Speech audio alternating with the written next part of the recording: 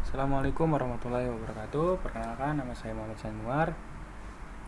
Saya mahasiswa dari kelas Ilmu Komunikasi D pagi, NIM 2237020102222. Di sini saya akan menjelaskan tentang Fiedler Contingent Theory of Leadership oleh Fred Edward Fiedler.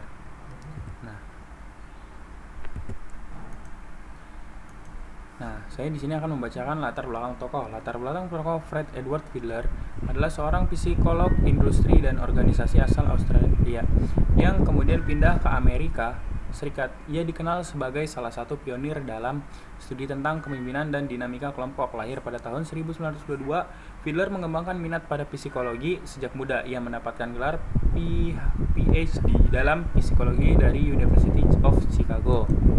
Paradigma. Teori Fiedler berakar pada paradigma positivistik, di mana ia berupaya menjelaskan hubungan sebab akibat secara objektif dan terukur antara gaya kepemimpinan dan efektivitas dalam situasi tertentu. Melalui pendekatan ilmiah, ia mencoba mengkuantifikasi gaya kepemimpinan dan mengkaitkan dengan hasil kelompok, menjadikan teorinya sebagai salah satu pendekatan awal yang sistematis dalam studi kepemimpinan organisasi. Nah, di sini ada tradisi komunikasi. Dalam tradisi komunikasi, teori Fiedler dapat dikaitkan dengan tradisi sosiopsikologis yang menekankan bagaimana individu berinteraksi dengan orang lain dalam lingkungan sosial dan bagaimana persepsi serta sikap mempengaruhi komunikasi dan perilaku. Fokus teori ini pada hubungan interpersonal dan struktur kelompok, mencerminkan ciri khas dari tradisi sosiopsikologis dalam teori komunikasi. Konsep utama teori ini adalah bahwa efektivitas kepemimpinan tergantung pada kecocokan antar gaya kepemimpinan pemimpin dan tingkat kecocokan situasi kepemimpinan. Task oriented berorientasi tugas. Pemimpin fokus pada pencapaian tugas dan tujuan.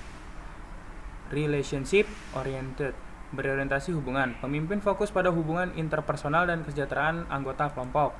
Asumsi teori. Untuk mengukur gaya kepemimpinan, Fiedler menggunakan alat yang disebut Least Preferred CO Worker atau yang bisa kita singkat LPC scale. Situasi kepemimpinan dinilai berdasarkan 3 faktor: hubungan pemimpin dengan anggota, struktur tugas, kekuasaan posisi pemimpin. Asumsi utama Fiedler adalah bahwa gaya kepemimpinan seseorang relatif tetap dan tidak mudah diubah, sehingga efektivitas lebih mungkin dicapai dengan mencocokkan pemimpin dengan situasi yang sesuai. Metode penelitian. Fiedler menggunakan pendekatan kuantitatif, terutama melalui survei dan eksperimen dalam organisasi untuk mengukur gaya kepemimpinan dan efektivitas kerja tim. Ia mengembangkan instrumen LPC dan menerapkan dalam berbagai studi empiris di lingkungan militer, pendidikan, dan korporasi. Penelitian dilakukan dengan membandingkan performa kelompok dalam berbagai kondisi dan tipe kepemimpinan. Relevansi dengan fenomena saat ini.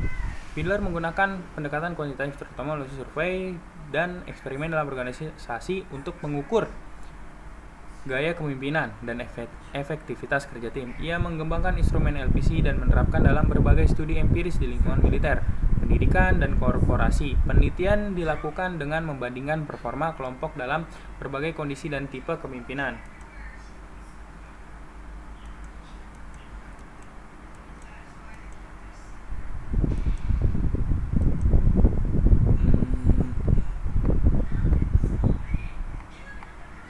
Kelebihan dan keterbatasan teori. Kelebihan memberikan pendekatan realistis bahwa tidak ada satu gaya kepemimpinan yang terbaik untuk semua situasi, mendorong pentingnya adaptasi dan pemahaman situasi. Teori ini terbukti dalam berbagai studi empiris. Kelebihan.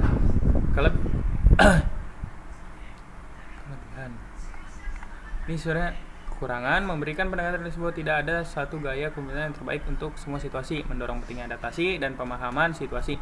Teori ini terbukti dalam berbagai studi empiris.